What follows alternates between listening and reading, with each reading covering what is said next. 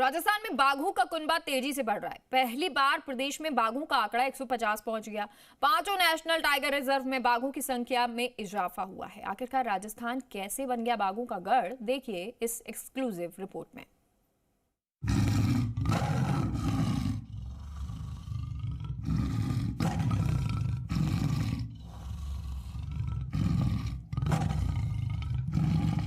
राजस्थान में बाघों का कुनबा तेजी से बढ़ रहा है। पहली बार मरु प्रदेश में बाघ, बाघिन और शावकों का आंकड़ा 150 पहुंच गया है। राजस्थान में 5 नेशनल टाइगर रिजर्व में से रणथंभौर में सबसे ज्यादा टाइगर का आंकड़ा 82 पहुंच गया है। एक समय ऐसा था जब 15 से 20 साल पहले राजस्थान में बाघों का अस्तित्व ही खतरे में था, लेकिन अब राजस्थान में टाइगर का आंकड़ा तेजी से बढ़ रहा है। इस साल के 2 महीने में ही 14 शावकों का जन्म हुआ है। पिछले साल 25 नए शावकों का जन्म हुआ था।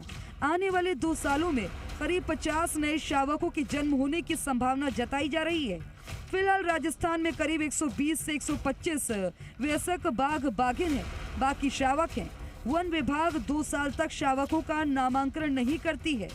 2 साल का वयस्क होने के बाद ही बाघ को नाम दिया जाता है। आपको बताते हैं कि किस टाइगर रिजर्व में कितने बाघ हैं।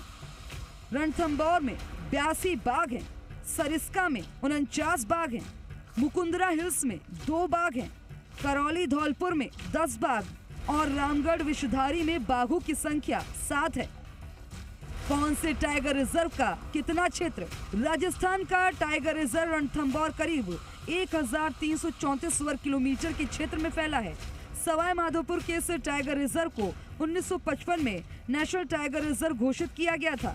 दूसरा टाइगर रिजर्व अलवर में सरिस्का है, जिसे 1978 में टाइगर रिजर्व बना दिया गया। यह टाइगर रिजर्व लगभग 866 वर्ग किलोमीटर के क्षेत्र में फैला है।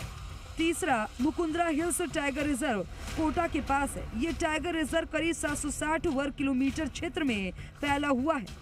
चौथा रामगढ़ विषधारी टाइगर रिजर्व है।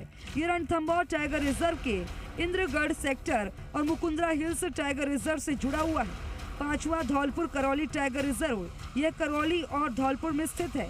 यह मुकुंदरा से रामगढ़ तक 1253 वर्ग किलोमीटर में फैला हुआ है। राजस्थान में 15 से 20 सालों के भीतर बाघों की संख्या में 8 गुना वृद्धि हुई है, लेकिन इनके लिए क्षेत्र सिर्फ 3 गुना ही बड़ा है। टाइगर रिजर्व के आसपास जंगलों में गांव बसे हुए हैं। टाइगर की संख्या तेजी से बढ़ रही है। ऐसे में गांवों का विस्थापन जरूरी हो गया है। रणथंभौर में 18 और सरिस्का में 16 गांवों को शिफ्ट करना बाकी है। ऐसे में सवाल ये है कि बाघों के बीच टेरिटरी के लिए कब तक संघर्ष होता रहेगा और कब बाघों के अस्तित्व की लड़ाई खत्म होगी। आशीष चौहान, जी मीडिया, जयपुर।